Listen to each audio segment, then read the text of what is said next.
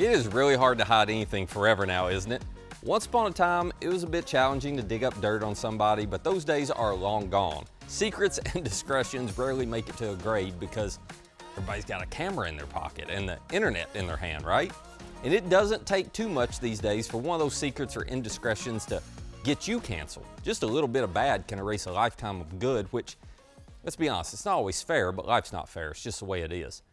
My bigger problem with cancel culture is we're all a little bit hypocritical about it because we're not equal opportunity cancelers. We maximize the bad of the people we don't like. Oh, they're clearly disqualified. There are no explanations, no mercy allowed for them. But have you noticed we tend to minimize the bad of the people we do like? Oh, that was a long time ago. Oh, everybody does that. Oh, but he has so many good qualities. It's not a big deal. Then when it comes to our own dirt and our own skeletons in the closet, well, we go a step further. We justify those. Those times when we violated our integrity, we didn't tell the whole truth, we gossiped, whatever it was. We look at those discretions within the context of our entire lives and all the circumstances, and we go, oh, well, that was the exception to the rule, or there's a reason for that. I don't usually do that. It was just that one time. But we rarely extend the same grace to others that we give ourselves. We act as if they've got some different standard of integrity than we do. So this is the fifth and final week of the series we're in called The Perfect Guide for Life, How Integrity Brings Clarity and Courage. Thanks so much for tuning in, by the way. If it's your first time to join us for Journey at Home, we definitely hope it won't be the last. We want to inspire you to follow Jesus. We want to help you live a better life. So hit that subscribe button and notification bell. And let me catch you up real quick on what we've talked about over the last 4 episodes. Our working definition of integrity has been this. Integrity is doing what you ought to, even when it costs you. It's the resolve, the courage to do the right and the noble thing regardless of the consequences that come because, well, it's just the right and noble thing to do, you know?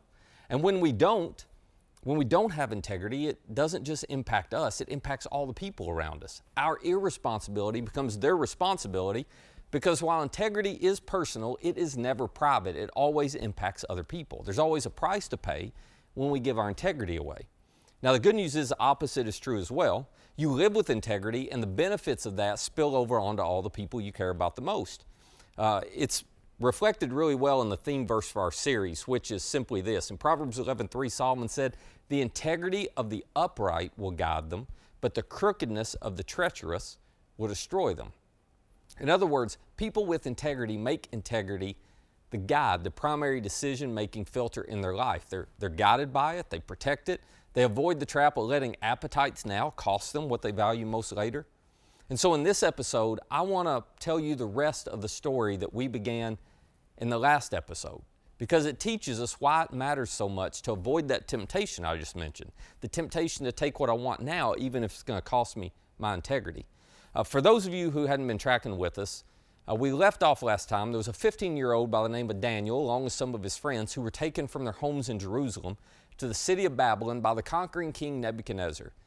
It's about 605 BC, and they're placed in a 3-year training program to indoctrinate themselves into the ways of the Babylonians, and the goal is to place them serving in the king's palace somewhere. Well, this training program, it just so happens to come along with some perks. Daniel's got a meal plan where he can eat all the king's food, but he does something unusual. He makes up his mind ahead of time. He's not going to defile or desecrate or lower himself by eating that royal food.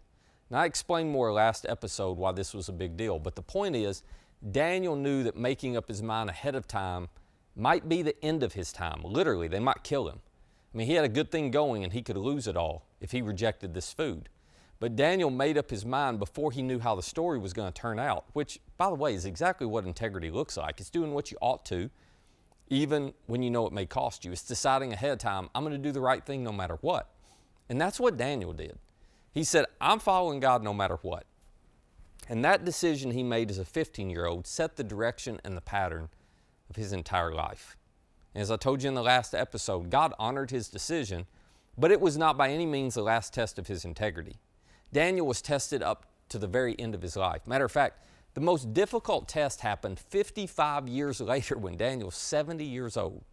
So Daniel had served in the Babylonian government, and he was so good at it, when the Persians defeated the Babylonians, they kept him in their government, and he served the Persians because they knew he was so trustworthy. And now he's working for King Darius, who decides to reorganize his government, all right? So what he does is he appoints 120 different governors over all the different provinces, and then he appoints 3 administrators to report to him and to govern all of these governors. And Daniel is one of these administrators. And then after a little bit of time passes, Darius decides, I want to make Daniel the prime minister of Persia. I want to have the other 2 administrators report to him, which is where all the trouble starts, right? These other 2 administrators get all jealous. And so in the story of Daniel, it tells us that the administrators and the satraps, or the governors, they tried to find grounds for charges against Daniel in his conduct of government affairs. And then this is just unbelievable. It says they were unable to do so. They couldn't find any corruption in him because he was trustworthy and neither corrupt nor negligent. Can you imagine that? I mean, it's remarkable, honestly. But Daniel was that kind of person at 70 years of age because he had made up his mind to be that kind of person at 15. You see, these guys have access to all the records, and they can't find one thing in Daniel's history, including his political career. So finally, the story says these men get together and they say, we're never going to find any basis for charges against this man Daniel unless it has something to do with the law of his God. In other words, the only way we know to trip him up is to figure out how to get him in a conflict between his government and his God, because we know he'll choose his God every time. And so what they do is they set a trap. They go to King Darius, they appeal to his ego, which works with pretty much all kings. They say, King, we've been talking about what an incredible king you are. You're best in the history of the world, you know. We think everybody in the empire should pause to celebrate you. So we've got this great idea. We want to sponsor 30 days of Darius. It's going to be amazing. We're going to have parades, we're going to have floats, Darius bobbleheads, t-shirts, you know. It's going to remind everybody who's in charge. Oh, and they say, we might even throw in a few public executions because we're thinking you should declare a law that anyone who prays to any other god but you, Darius, you're God to us, you know, any other god but you. Anybody who prays to another god in the next 30 days, they ought to be eaten by lions because you're more powerful than any god in our city. So, Darius, how about you make them all pause for 30 days and pray to you, worship you? Of course, Darius loves the idea, right? So the king puts it in writing where it's enforceable and irreversible, and word spreads everywhere that this law has been declared. So what do you think a 70-year-old Daniel does now? Well, the story tells us when Daniel learned the decree had been published, he went home to his upstairs room where the windows opened toward Jerusalem. Now, let me just pause. What would you do at that point? What would I do? I mean, it's one thing to do what you ought to do when you think it's going to cost you. What do you do when you are certain the right thing is going to cost you your life? I want to pause for you to think about this because it's an important question. What do you do when you are certain the right thing will cost you? Now, here's the answer to this question. It depends on what's most important to you. You see, in these moments, we discover who and what we are most committed to. We discover whether our faith, whether our integrity is disposable or not.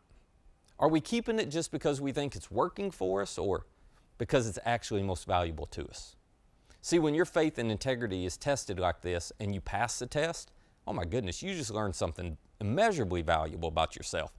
And you're able to be at peace with God and yourself, aren't you? Well, this is the test Daniel has. Here's what he did. The story says 3 times a day he got down on his knees and he prayed, giving thanks to his God, just as he had done before. He didn't change anything. Now, why would you do that? Only if you believe you follow a God who is bigger than the threats you're facing.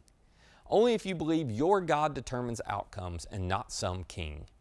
Well, the guys who set Daniel up here, they know exactly what he's going to do. So they had already snuck around and hidden across the street from Daniel's house with a camera and a telephoto lens, and they're snapping pictures of Daniel praying. And they rush right back to Darius. They show him the proof. Darius is so distraught at this moment because he admires Daniel. He values Daniel. So he calls in all the lawyers. He's like, can we do anything to change this law? There's no loophole in the law.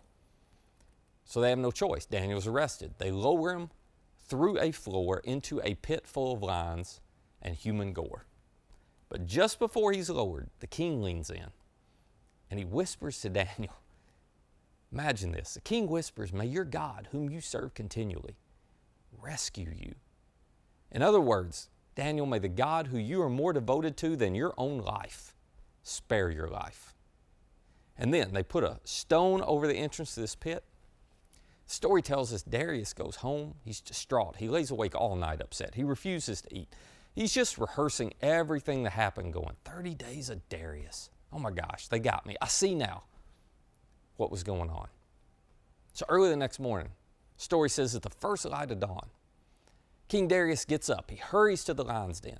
And when he came near the den, he calls out to Daniel in this anguished voice. He's like, Daniel, servant of the living God, is your God whom you serve continually. Has he been able to rescue you from the lions? Now, you may know the end of the story, but I do not want you to rush to the end of the story, because the end of the story is not the win in the story. The win in the story has already happened. The point of this story is this. Daniel's primary concern was not the outcome of his decision. Think about it. If it had been, he'd have made a different decision, wouldn't he? He'd have closed his windows before he prayed. He wouldn't have prayed at all. No, Daniel's primary concern was doing the right thing, maintaining his integrity, and being faithful to his God. And because of that, don't miss this, Daniel won before he knew the outcome of his fate. Daniel could have died in that lion's den, and he still would have felt like he won, because he had done the right thing. He'd obeyed God, and that was the win. The outcome of it, well, that wasn't up to him. That was up to God, and there were no guarantees from God. So, here's the question I want to ask you. What's your win? Daniel's was doing the right thing regardless of the cost. What's your win? See, everything you gain by sacrificing your integrity and disobeying God, you eventually lose. You lose it all. So is your win an outcome, or is it obeying God and trusting Him with the outcome of your decision, your integrity, your journey? Now, for those of you who know the rest of the story, you know that God delivered Daniel from the lions. King Darius found him alive. But listen, if you are only willing to follow Jesus because you think it'll guarantee everything works out for you, I hate to tell you, but you're not actually following Jesus. You're a consumer and a user of Jesus. See, integrity and obedience are not the means to a happy ever after kind of life. That's called magic. That's called bargaining. That's not integrity. So again, what's your win?